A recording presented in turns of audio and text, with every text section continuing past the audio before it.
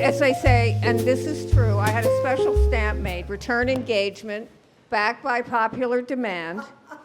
And the last time Nelle was here, we talked generally about her extraordinary career because Nelle is the most, she's produced 60 Broadway, touring Off-Broadway and West End productions, every play that you've ever loved, seen, or wished you had seen, Nelle and Liz produced. From Dracula, The Elephant Man, Mass Appeal, Mornings at 7, Nicholas Nickleby, Cyrano de Bergerac, American Buffalo, Trip to Bountiful, The Roommate, For Colored Girls, etc. Well, here's the thing. What we're going to do tonight, we had an inspired notion, and it's going to be a master class of our Miss Nelle, is that Nelle is going to talk about 4 plays that she produced. And here's Nelle Nugent in all of her glory. Had makeup on that night. And here are the 4 plays: Dracula, Mass Appeal, Amadeus, Latin History for Morons. And Nelle's going to talk about how she produced them and what went into it and how she made them into great hits and even how she discovered them. But you know what? It would be interesting. Let's talk about the meaning and the effect of winning a Tony Award. We're in Tony season now. And a great number of shows are opened before the cutoff date, which was the 28th of April. And there's always a stack up in April, or there has been in recent years. Why, you ask? Well, because accidentally, Liz and I opened 3 consecutive shows that won Tonys late in the season. Why did we open them then? Because they were ready then. We had no formula. Everybody thought we knew something we didn't know. But I wanted to say a couple of things about the Tonys, and which the broadcast is in 2 weeks on a Sunday, or the telecast. The Tonys that count are the best play and the best musical. You can have a combination of many other Tonys, but those are the ones that really count at the box office and count on when you're going on tour, where a lot of money is made. This year, we've had not a good year. I think everyone will admit it was not a good season on Especially Broadway. for musicals. Oh, God. Let's not go there. And one of the biggest single blocks of voters are the touring producers, presenters, the people who do the bookings for all those road cities. So sometimes you'll look at the Tony winners and say, how the hell did that win over this? Probably because they wanted to vote for it because it's going to tour better. There's going to be more popular in Des Moines or Cincinnati or wherever. So they tend to vote, as we all do, with our purses. So this year it's an interesting and thin group, a very thin group. It's going to be interesting to see what actually wins. I'm trying to think of the nominees now. I had a piece of paper and Well, Cats, that's revival. You're thinking of the musical nominees? Just the musicals. Lost Boys, Schmigadoon, Titanic, and Taking the Cake Across New York. Okay.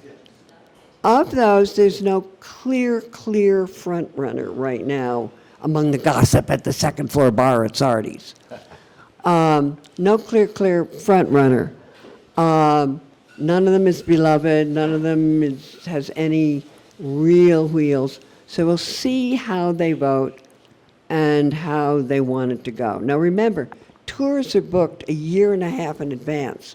So it could win tomorrow, but you're not going to see it on the road for another 2 seasons. But now here's a question that I guess I'm surprised that these shows still tour. Well, there's a lot of money to be made on tour, good Yes, lady. but so they're not too expensive to tour?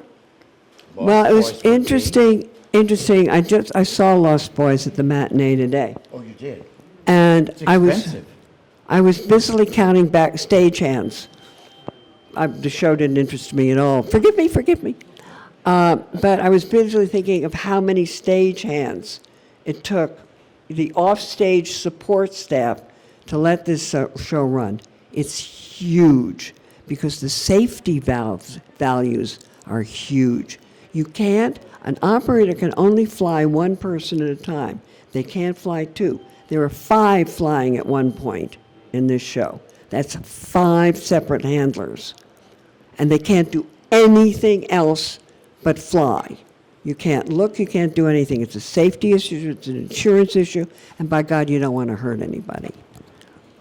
So that's a very, very expensive show to tour. Will it prevent it from touring? Of course not. If there's enough demand for it. Is it a pre-sold property? Well, the answer is, let's see how it does on the Tonys. They can advertise it. The audience today was very interesting. It was maybe there were 2 people of color in the audience that I could see. It was white, female, and 40 plus. So you're going back to they saw the movie and liked it, Joel Schumacher's movie. So that'll be interesting to see. Now, those tend to be the subscription buyers on the road. Subscription is very depressed on the road now. Never came back from COVID. But it's inching up a little bit. It's a bit stagnated now because the economy is what the economy is. But so there is a lot of money to be made from tours. Oh, immense. Immense, if you've got the right And how many property. cities do they, I'm sure it varies per show, but how many cities do they usually tour? Well, Broadway Across America has 41 cities. And that they're not the only booker. There are some independent operators. But no show goes to 41 cities in the major company. Then there's secondary companies that are cut-down versions of the same show. So the major it'll be called the First National Tour. That one will have all the bells and all the whistles on it and be a leader on subscription in the cities it goes to. Now, the straight plays are different. Now, this year, there were many straight plays. And as my late partner always said, only one can make it. People don't buy straight plays the way they buy musicals. The straight play doing big business right now, of course, is Giant. You may or may not know it. Setting aside the subject matter, whether you like it or not, Lithgow's performance is thrilling. He takes on a difficult character and doesn't make it palatable, but makes you listen to him. That's a big difference. Anyhow, so Could that show survive without a star performance? I think it's less about the answer is probably not. But, Isn't it really just about Lithgow and that performance? well, the subject matter is extremely controversial, as you know. You know it's about Roald Dahl and his rabbit. Either loudly or into. Yeah, thank you. It's about Roald Dahl's extreme anti-Semitism, extreme, and it's presented very unemotionally. That's the way it is, isn't it? Let me just interrupt for 1 second, because Roald Dahl was a writer who Knopf published, and that, of course, was where I lived for 50-odd years. And Bob Gottlieb was his editor. And at a certain point, Bob fired Roald Dahl. Wow. Literally fired him. He is the only writer that Bob ever fired. And he wrote a letter in addition to firing him. And why did he fire him? It wasn't just because of I don't think the anti-Semitism would have bothered Bob. What bothered Bob was that he spoke horrendously and abusively to a publicist. And that's how tore it. That's how Roald Dahl went to Farrar Straus. And I don't know whether I read this or somebody told me this. I think I read it in the Times, that the play originally started with Bob Gottlieb and Tom Mashler, who was his British publisher. And Bob and Tom were great friends, and Tom Mashler was very famous. It was the British publisher. The play originally started with Bob and Mashler, and then it didn't work, so then he ended up picking him up at Farrar Straus, and whatever happened there. I'm about to see the play, so I haven't seen it yet. Then I won't say much more about it, except for it's stunning in many ways. And in New York, you're sitting in an audience that probably is heavily Jewish. And the intakes of breath were extraordinary. And when the curtain ends on a speech that was literally exactly what Dahl said, because the reporter to whom he was speaking recorded it, nothing happened for a few seconds as people recovered and then reacted to John's performance. But is he going to tour? I doubt it. So who do you think will take the part? Am I a casting director? You're a producer, you know everything. Yeah. It'll be iffy. But anyhow, I just wanted to say about the Tonys that the ones that matter is the best play and the best musical. Now, you can have an accumulation of others, but they added to best play and best musical. But at the box office and in your marketing, it's the best play and the best musical. Okay, let's start. Now we'll go on. Let's start with Dracula. And here Dracula. we have Frank Langella. It won 2 Tony Awards. It was nominated for 5. And let's just start with, how did you come to the project? And was there a script? Was there a play that was being done somewhere? How did you get involved? Well, I was walking my dog, literally, on 87th Street between Columbus and Amsterdam. And I would walk my little dog, and I'd see this gentleman there having a cigarette, whatever, down the block. And we gradually said hello, introduced ourselves to each other, whatever. And I found out his name was John Wolpe. He was a painter, somewhat known, and was renting space from Don Congdon. He rented an apartment there. And John was always a cheery kind of guy. One day I walked out and he looked like somebody had just told him he had 3 days to live. Turned out that the play he'd been telling me about, Dracula, starring Frank Langella, had lost its producer. The producer had gotten a Hollywood contract and gone and abandoned the play and John. The play had been done in a small theater in Nantucket. I did not see it. So he talked to me. I said, well, why don't you come into the office? So he comes into the office and he talks about Edward Gorey and all this kind of stuff. And I'm like, Edward Gorey, wow. So Had Gorey done the sets yet? he had already designed them, yeah. But John didn't do a show and tell. And Well, when he said Edward Gorey, did you think that was great? That was I thought odd? it was sensational. It turned out later Liz didn't know who Edward Gorey was. That's all right. And this was his first theater outing. I think, yeah, it was his first. He First, did a he couple had- after. After, but not before. No, this was, This was the first. That was a big deal No. at the time. Ted would do sketches on paper, and then they would be given to a set designer who would then convert them into sets and drawings that could be followed. But anyhow, so Dracula, okay, it was a vampire play, but it was a sexy play. It was surprising. It was long, 3 acts. And it had a lot of gimcracks. And the gimcracks were really, really simple. I just came from Lost Boys, which, as I said, had huge supporting staff. And I was thinking how simply we did the same thing. And how inexpensively? How very inexpensively. I make some people guess what it cost to produce Dracula. In 1970, what was it? 75, 6. 5 or 6. 77? 75, 6, somewhere in there. It was $350,000. That's less than a show can do for weekly operating And today. what would it have cost today to produce that same show? You know, I tried to figure it out one day, and I thought it would be somewhere around 12 million.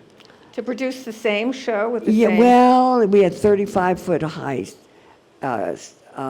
sets. It was very complicated. Yeah, it would be about 12 million. Interesting. But you So had anyhow- Frank Langella. That Well, was- Frank that was who? I mean, nobody knew who Frank was except for his wife. Frank was unknown at that time, but wildly sexy. I mean, he had a dangerous sexuality about him. And almost demonic. you might say that. But wait a minute, as an actor or as himself? As an actor in this part or as himself? He was really miserable to work with. Miserable. Miserable to work with. Famously so. Well, oh, infamously so. Infamously so. I mean, he somehow knew when I put dinner on the table at home for my husband and me, and the phone would ring. I'd pick up my fork and the phone would ring. It'd be Frank from his dressing room having some complaint. Frank, right across the hall is the stage manager. Would you take this to him? He'll take care of it in a minute. Or the company manager can be summoned by your dresser. Ask her to come in. She'll solve it in a minute. Please don't keep calling me. So one time he called too many times. I hung up. I went down to the theater and I said, Frank, if you call me one more time, I'm going to rip the phone out of the wall, take the cord, and wrap it around your neck. It got him to stop calling. And then he started calling Liz. So he came with the role, he came He with the came play. with the role, and the character is on stage 23 minutes. I timed it. So he's got a lot of time in the dressing room. The thing is, nobody knew what Dracula was. It was a name, it was a film. They knew who Ted Gorey was, but they didn't know what we were doing with it. We did in those days you did pre-Broadway tryout. And this is why the economics have changed so interestingly, because subscriptions were such on the road that you would get on subscription in a town. You know exactly what your subscription allocation was because you would negotiate it. It was a negotiable part of your contract. So you knew the least amount of money you could make. Anything on top of your share of subscription was, of course, money for you and your investors. So we went from New Haven to Boston and then into New York. Boston, and the out-of-town critics then knew their responsibilities, particularly the major critic in Boston. He was so smart that you could ring him up after he wrote his review, ask him for a cup of, want to have a cup of sure, and he'd tell you more of why he had his response, and never wrote, oh, well, they got that idea from me, or this is mine, or whatever. But there was a more generous spirit in the theater then. You could call up a pal and say, we're in trouble. We're in Boston. Can you come up and take a look? This is not calling in Abe Burrows to, quote, fix it, which everybody did. But we called Robin Wagner, for instance, great set designer, and called Robin to come in because something about the black and white with a touch of red sets was not getting people. Robin had it in a second. He said, it's all black and it's all white. We said, that's the giggle. No, he said, it's black, and white. The eyes can't deal with it. You got to gray it out a bit, tone it down a bit. We did. The curtain went up and we got applause. I mean, it's just those little things. Michael Bennett came up and held the hand of a very young Dennis Rosa director and just settled him down. He watched the show and said, "This is a good show. He just doesn't trust himself. Let me talk to him." Michael stayed 2 days, came to the theater once, talked to Dennis, settled him down, and that was it. He just needed confidence. Producers can't give anybody confidence. We're all too damn nervous. Was Frank Langella's performance already set? It was so stylish. Well, if you asked Frank anything about Dennis Rosa, who directed the show, Frank would say, "I'm sorry, who?" Who? As far as Frank was concerned, he wrote it, directed it, starred in it, did the costumes, and so on. But he was good. He was great. So we let him believe it. But here's a question. Did you have to raise money for the show? How did you? Yeah. Okay, so how did you describe the show? Now remember, I've said this to Nell. I brought this into the world. I'm totally responsible for this because in 1976 I published Anne Rice's Interview with the Vampire, which set the whole scene for his sexy Dracula. I hate to say it, but You think so? That was influenced? well, I think it had to be. I had to think be. the whole the Anne Rice story is another story, but it was a very, very sensual book, and that's what apart from this brilliant storytelling, the sensuality of that book and the writing is what made it so. It's what distinguished it from, and of course she was a great storyteller, but that's what influenced that. Because he was a sexy Dracula.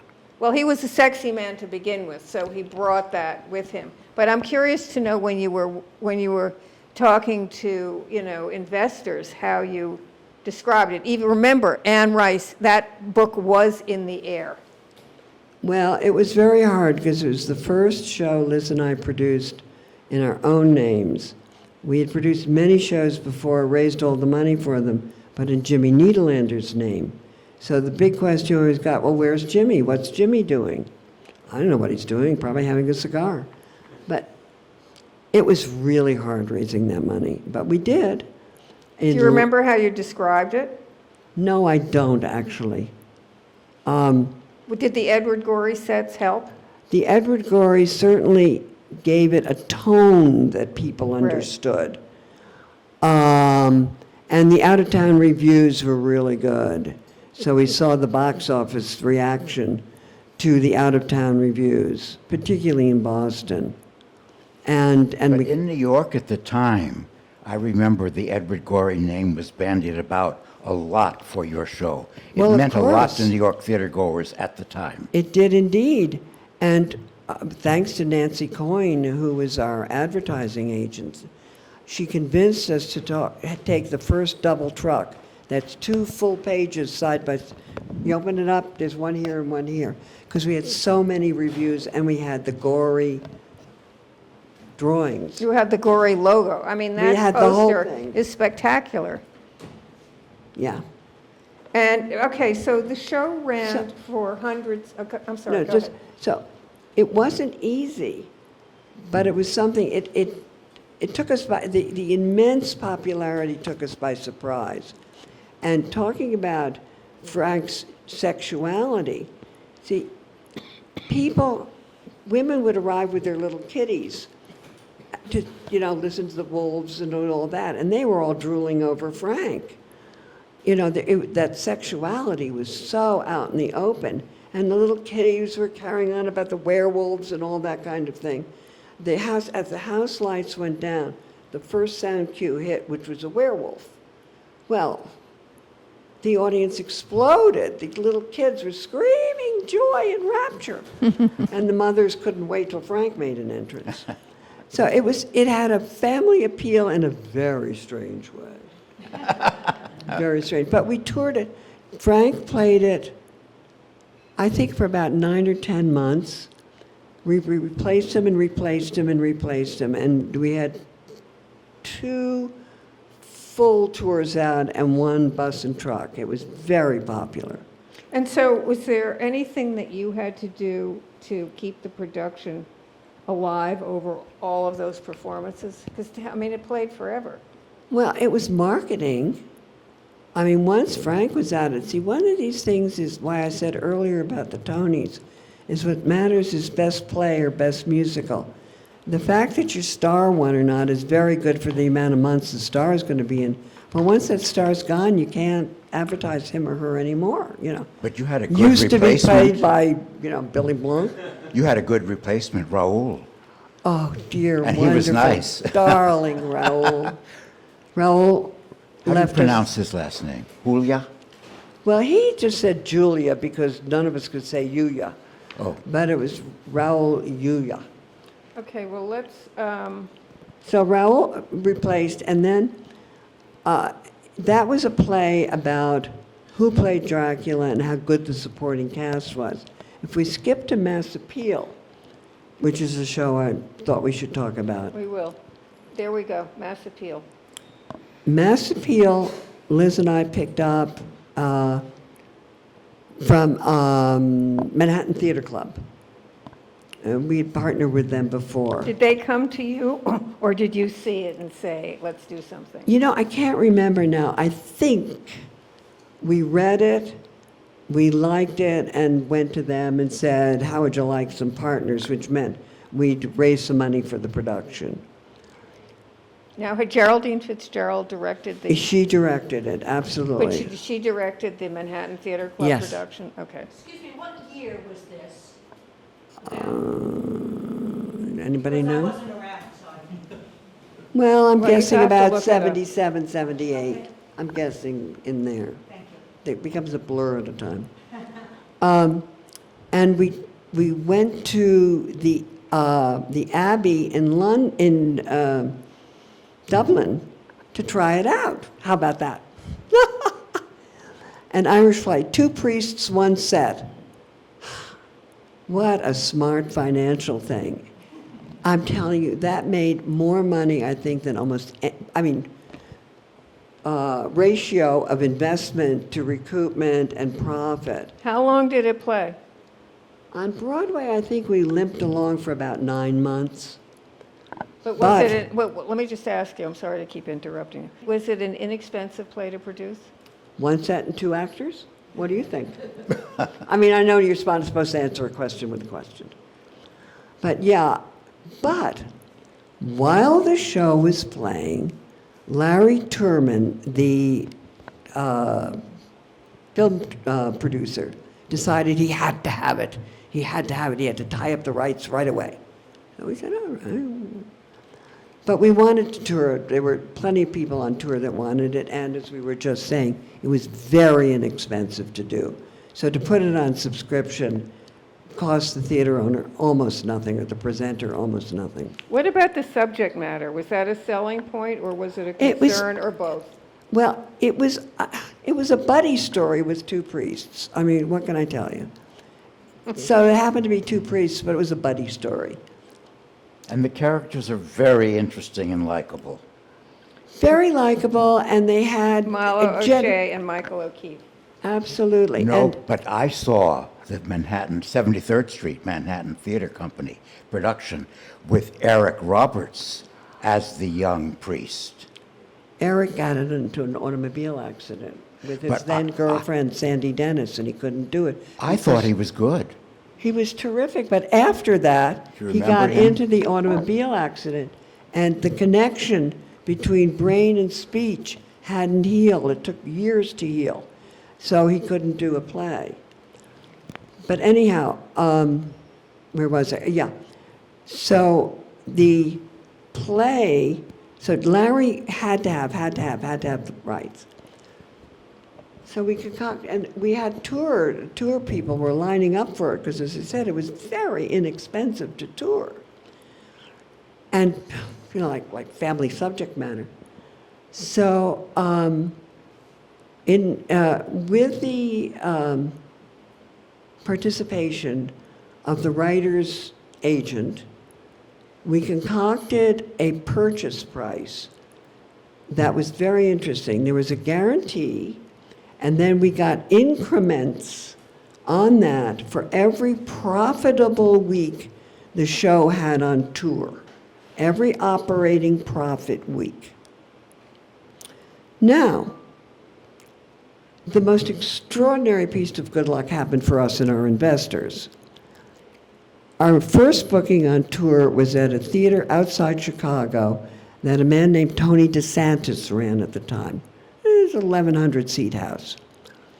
It opened, and you thought it was going out of style. People raced to it, rushed to it. He couldn't deal with the amount of Why ticket was that? demands. What happened?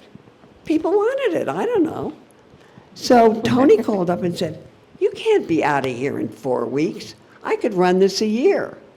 I said, "Tony, we're booked into Toronto." I know, but can't you mount another company?" So we said to ourselves. So he said, "How long do you want to guarantee the booking?" He said, "I'll guarantee 6 months." We said, "We'll take it." So we mounted another company then and there. Took no time to rehearse. It was 2 characters. Who One's were the at, 2 other actors? I can't remember. Okay. I can't remember now. And we opened them in Toronto, and they did the tour, and the other company sat outside of Chicago. And what was the response in Toronto? Was it the way it was? Well, it was on subscription, but it also, people loved it. I mean, it did way beyond subscription. And guys, it was a buddy picture with 2 guys who happened to be priests who had opposing views, okay? Opposing views of morals, where the church was and stuff like that, that almost nobody could care about. But what they cared about was the father-son aspect. It was an older priest kind of taking a younger one under his wing, being, if not tolerant, being accepting of his views and trying to turn his views. They learn from each other. Exactly what they do. did. They learn Exactly from each what other. they did. That was what I found so appealing. Well, you're absolutely right, and I think that's what the So audience the liked. older person isn't marginalized. No. The young person realizes he has some wisdom. Yeah, once in a while, us old geezers know something. So Okay, so here's a question. Did Geraldine Fitzgerald find the play, or did they hire her at Manhattan Theater Club? to the best of my knowledge, Jerry found the play. And what was she like to direct when she was directing? First of all, she was not a very good director, but she came with the baggage, and she was an exceedingly difficult woman. She was particularly hard on Milo. I don't know why. Milo was what me Irish aunt used to call a darling man.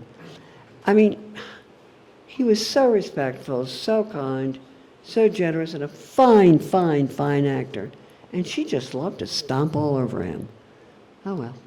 Anyhow, the director goes, the curtain goes up, the director's out, and the assistant takes over the tours. Did you arrange the film sale with Jack Lemmon? No, that was Larry. Larry Terman had the rights. Remember, he had the rights, and he had to pay the investors, pay the show. So you didn't participate in the success of the film? Oh, we did participate. Meaning the investors participated before because they got incremental payments for the film rights from us for each profitable week it had with no cap. There was no cap. How they ever agreed to that, I don't know. But that was fine. And then, well, of course, there was a profit participation with the film, but everybody says you'll grow old waiting for a profit participation from a film. So I don't remember if we got any. Did you profit from the Dracula film? The answer is sort of. The Balderston and Dean script was, I think, I'm not sure if it was in the public domain or not. They didn't need us for the Balderston and Dean, but they did need us some rights for some special stuff that they wanted to incorporate that was part of the play, but not in the script. So the investors got something. Do you like the film? Sorry? Do you like the film of Dracula? You know, I watched it, and it was interesting to me because of the way they opened it up. But, you know, the joy of the being on stage and the surprise of Frank's performance and the immediacy of the film of the play was not there for me for the film. So the answer is, but I didn't like the film of Amadeus either. But So, what about, did the reviews and the word of mouth of Mass Appeal help? I mean, I know people flock to it, but was it the reviews? It must have been word of mouth. well, and also every Catholic youth group, every Catholic women's group, I mean, believe me, we touted it and they came. Absolutely. But the mass appeal had mass appeal. Well, it did to a point. Remember, we only ran about 9-10 months on Broadway, but on tour, it just did great. I said, you know, buddy film, father, son, older generation, younger generation, G-rated. And did the script change from when it was at the Manhattan Theater Club to when it was on Broadway? To the best of my knowledge, hardly a comma. I mean, I remember when, telling tales out of school, we did Gin Game, and Mike Nichols directed that brilliantly, I might say, brilliant director. But he demanded that he get a piece of the author's rights. Well, it wasn't up to do that, us to do that, the author agreed. And I swear I counted it up one day, and he changed 23 words.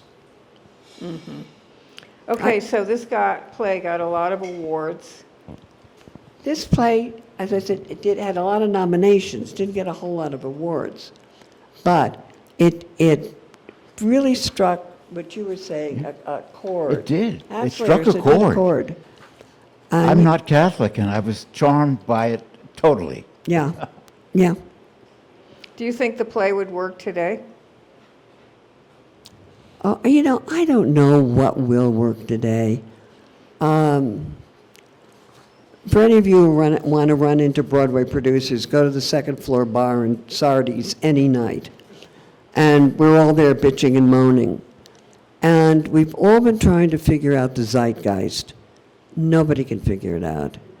And right now, the costs are so high that there are many, many straight plays, as I was saying before, more than there are musicals, because financing a musical is insanity right now. I mean, $29 million? I mean, you're going to get your money back in your lifetime? So, The weekly cost of the show on top. Oh, the weekly operating. Well, that's a very important point, John. I always tell people when they ask me, you know, about advice about investing, which I will not give anybody, but I said, just look at the weekly operating costs versus the production costs. If they don't make sense, if you can't really do a decent profit at maybe 65% of capacity, I'd suggest putting your money on a racehorse. okay, so let's move along to, oh, yes. Could you say something about how you got investors, where you got them from? Intimidation? No. You know, it's an interesting question because I said earlier, people would say, well, where's Jimmy? Well, we raised all the money for him. How'd you do that? Called people up. I mean, one of Jimmy's big investors, our big investors, is a man named Roger Stevens, Roger Lacey Stevens. Roger bought and sold the Empire State Building a couple of times, big real estate operator. And a man who didn't move his lips when he talked. So it's very hard to understand Roger. And Roger's office was upstairs from the Nederlander office in the Palace Theater. And he usually invested with us. So I remember calling up and saying I was coming up for a check. Fine, and he was in shirt sleeves. And so he said, so is Jimmy put up his money? I said, Roger, hell no, why do you think I need yours? And he laughed so hard and pulled the check out of his pocket. That's a good way to raise money. Okay, on to Amadeus, brilliant poster. Oh, wasn't that beautiful? So, okay, so what drew you to, I mean, Oh, this was very interesting. Liz and I got a call from a very well-known agent then named Robbie Lance. we loved Robbie. He was born in Vienna, and he had a bit of an accent. And we, behind his back, used to call him the Wiener Schnitzel. And Robbie would say, darling, it's just a little money. Robbie, you're asking for 10%. Oh.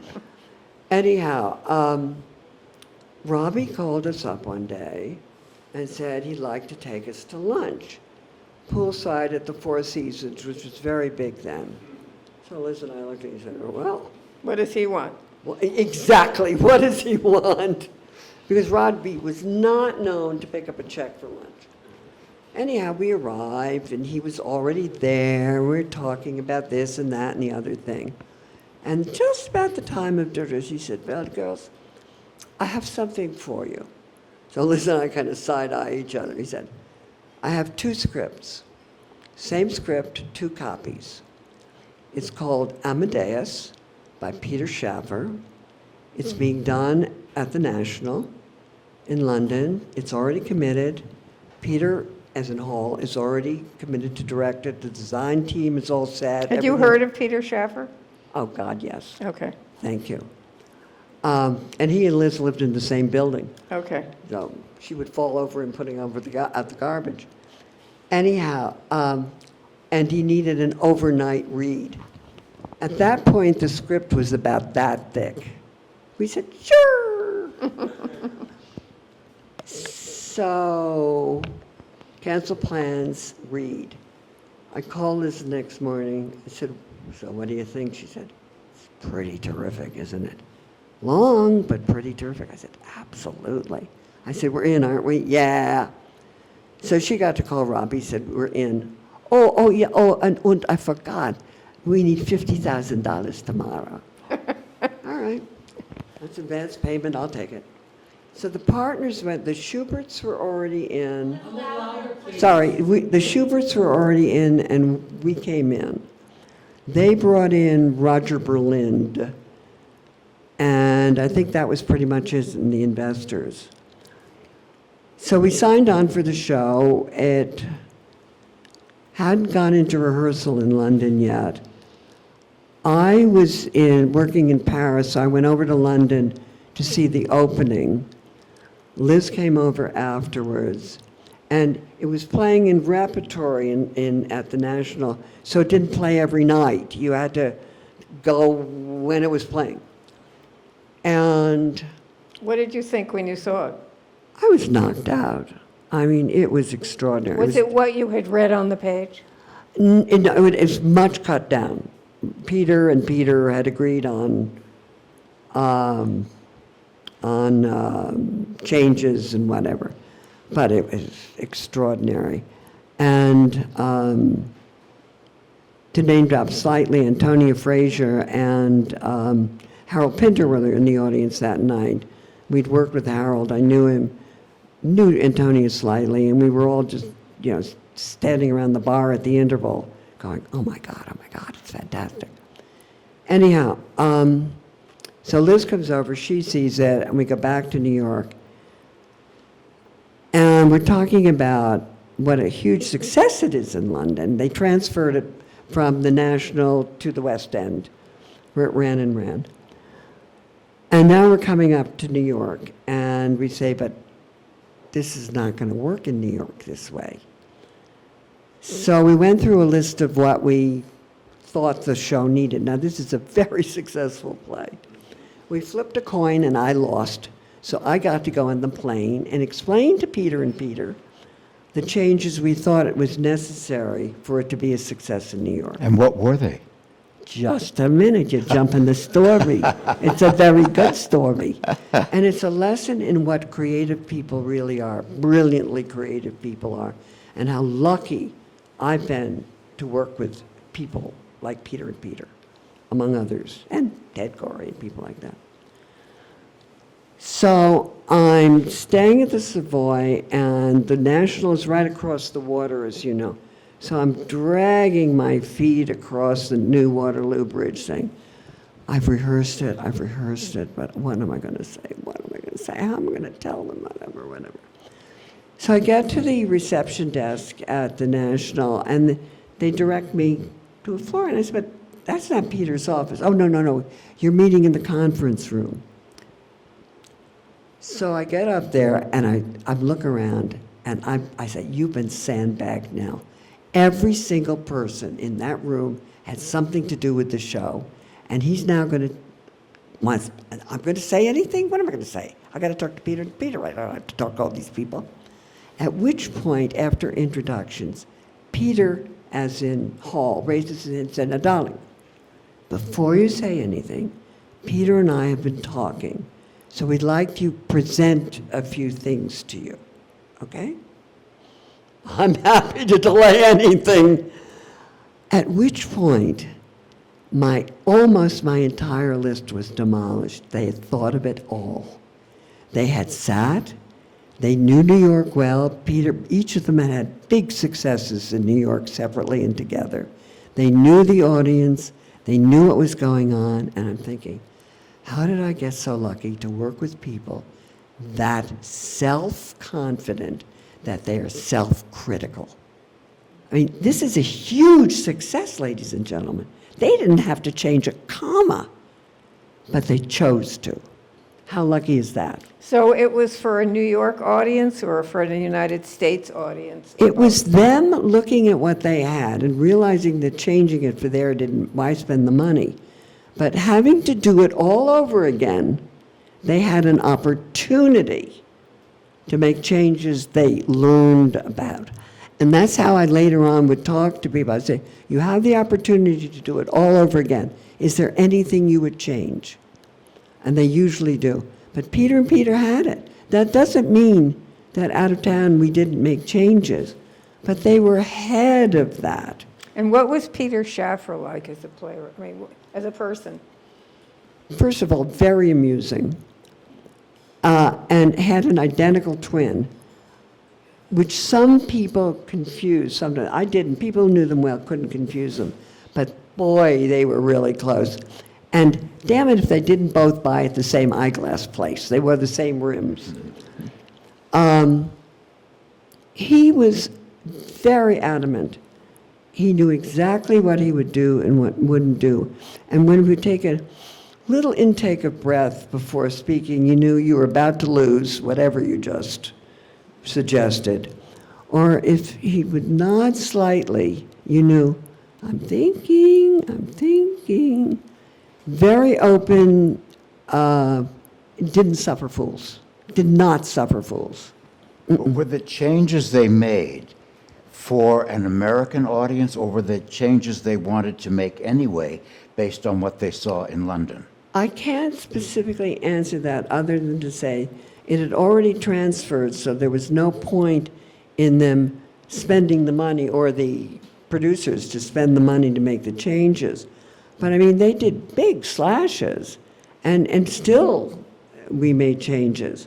I mean, one of the big things was a scene we called Down and Out in Old Vienna, Down und Out in Old Wien, and was a scene that was charming between Wolfi and his wife and Constanza, but didn't do anything for the play except for elongate it. They just voluntarily cut it. So now we're in D.C., with Amadeus, and we're at the National, and we have what I call a H. That's an H-I with no T. People will come out after the first act just talking about the play, thrilled, carrying on, wonderful. And in the second act, you could see, it became so frustrating. Nobody could figure it out. Peter couldn't, I couldn't, Liz couldn't. They tried this, they tried that, they tried everything. Finally, one day I'd had it. I wasn't going to go to the matinee. I was so dispirited. And I'm walking back from wherever I'd been, toward the theater to see the curtain down, at which point I see Peter coming my way. It's in the hall. He said, I've got it. Okay. And he said, this is what's wrong with the second act. And he tells me, and I said, oh my God, I'll tell you in a minute. And I said, oh my God, that's great. When can we get it? She said, Nell, you don't understand anything. It's my idea. It's got to be Peter's idea or he can't write it. So I've got to figure out a way to make it his idea. The thing he came up with was a detour in the middle of the second act that had to do with the writing of, oh God, one of the Mozart, Magic Flute, came up with, with Don Giovanni. And he figured out that the audience wasn't interested in what about writing it. They were interested in what the relationship to the character that he was writing, the commendatore, the character was writing. And that's the rewrite. Out came the specifics about, oh, how am I going to write the second act, of Don Giovanni, to the strain that it was for Mozart to write about the relationship with his father. Great. That's what the audience was interested in, and it came. And you a saw the hit. difference right away in the audience. They shut up. They were interested. And what No. about the casting? Was the casting the same? No. We wanted the English cast, but they didn't want to come over. So the American cast, which was English, was terrific. And one of the most gracious actors I've ever worked with was Tim Curry. Tim had the flashy role, Mozart. Salieri was the starring role, but it wasn't flashy. Tim was so generous, he would turn it to Salieri. Turn it, bat it to Salieri. So that when Tonys came around, guess who won the Tony that year? He was the soul of generosity as an actor. Could that material be as big a hit in today's Broadway as it was then? Well, Same period, same characters, same kind of music. Producing, sussing out the zeitgeist is tough. But here it is. I mean, there are 32 actors on stage in that show. There's no way you could do that today. I mean, come on, But fellas. would audiences go? The budget originally. I'm sorry? What was the budget now for the original? Oh, that's an interesting part of the story, too. I remember wrestling with the budget. And Liz kept screaming, "Where's the budget? Where's the budget?" So finally, I said, "All right, Liz, I give up. I can't get it under $1 million. It's $1 million." She said, "What? Oh, my God, my God." I said, "I'm sending it over to Bernie Jacobs, our partners." And I said, "I can't get it any lower, and there's no way you can do it." I get a call from Bernie, a couple hours later, saying, "It's about the budget." I said, I know. He said, "Too low. We got to put it 1.2, not enough reserve."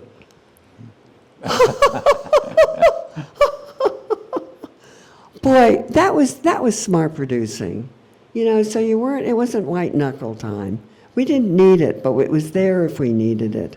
Well, the thing was, though, that it was a huge success over in the UK. So was it difficult to raise the money for it? It wouldn't have been. Well, remember, there was the Schuberts, Jimmy Niederlander, I think NBC, and we raised our quarter or whatever from individuals. It was very easy. But this is a monster hit. Huge hit, right? Sold out for month after Well, month after month. How much do you know? I know everything, right? So we're standing at the back of the house, opening night in New York, and Liz and I never sat for an opening. Never. So we're standing at the back of the theater just before the curtain rises, and we turn to each other and say, "Carriage trade, huh?" Absolutely. We thought, get a run out of the carriage trade and that'd be it. Well, I don't know, 1,500 performances later. Who knew? Nobody knows anything. And did the Tony, obviously, look, it won all of those Tonys. Oh, it won a Paslam. And it deserved them, Vicki. As Liz has often said, it doesn't have to be the best ever, just the best that year. And that's going back to what I was saying earlier about this year's nominations. Not the best ever, not the best season ever, but the best year, that year, your reward. Is there a best this year even? Oh, it did Wait a great minute, on the Julian road. has a question. Didn't Mark Hamill take over for Tim Curry? Is that true? Yes, Mark did play New York for a bit, but he was the third replacement or something. I think something like that. Do you remember how that went over?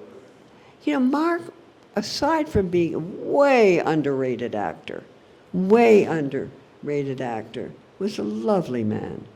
Lovely man.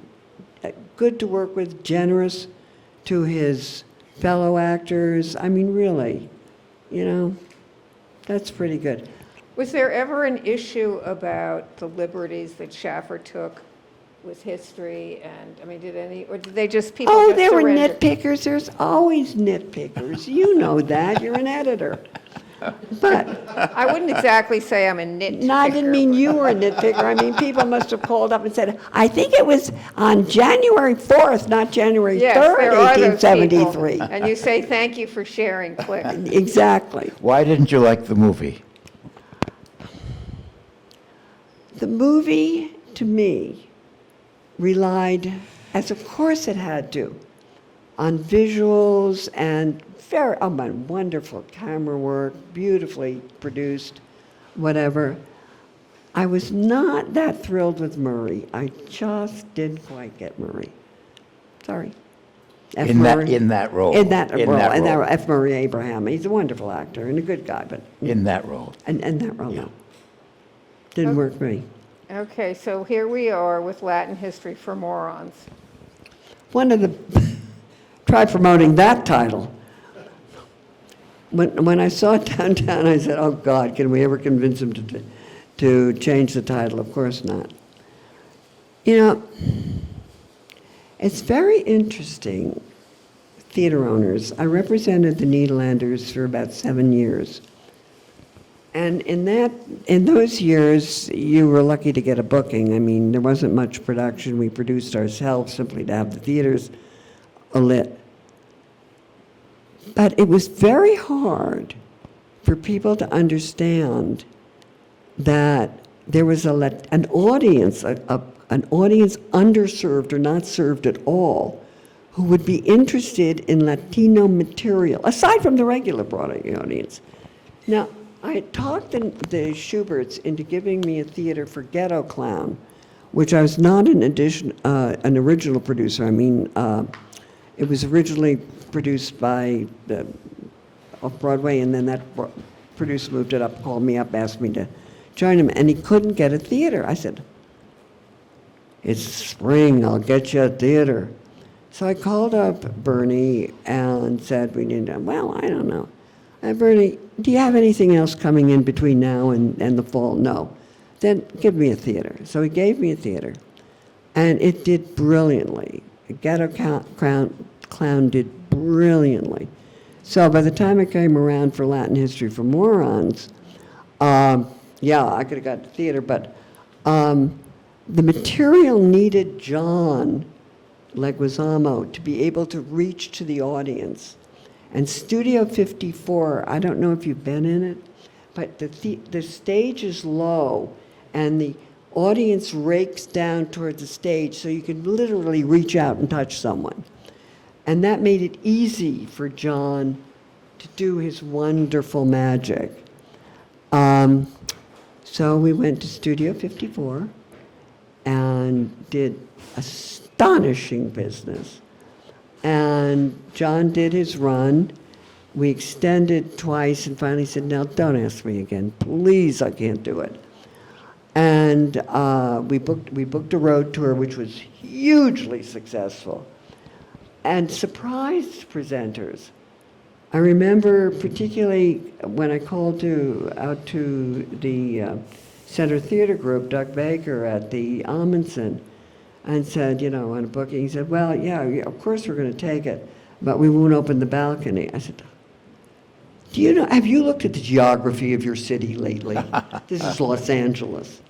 He said, yes. I said, do you know how many Latinos that don't get any theater there? Well, we're still not going to do it. I said, well, you're lucky we've got computers now to print the tickets fast. How did you get access to the audience? I mean, to get them into the theater? I mean, in terms of... Oh, you have specialized people. On all our shows, after Dracula, I think by then, no, it was after Mass Appeal, getting audience and getting the manners, the ways you could advertise began increasing. Of course, when we get to the net, I mean, you don't have to then pick and choose. But we were very selective, but we went where the audience was. So, for instance, for Latin history, we were very particular about geography. Central New Jersey, Latino heaven. North and east of New Haven, Latin heaven. So we were on all the radio stations in areas like that. Could So we would do anybody- it geographically. Could anybody play these shows other than John? Well, the thing is, would anyone want to see anybody else from John? Because it's a very I play. It's a play about him and his son discovering their Latino history.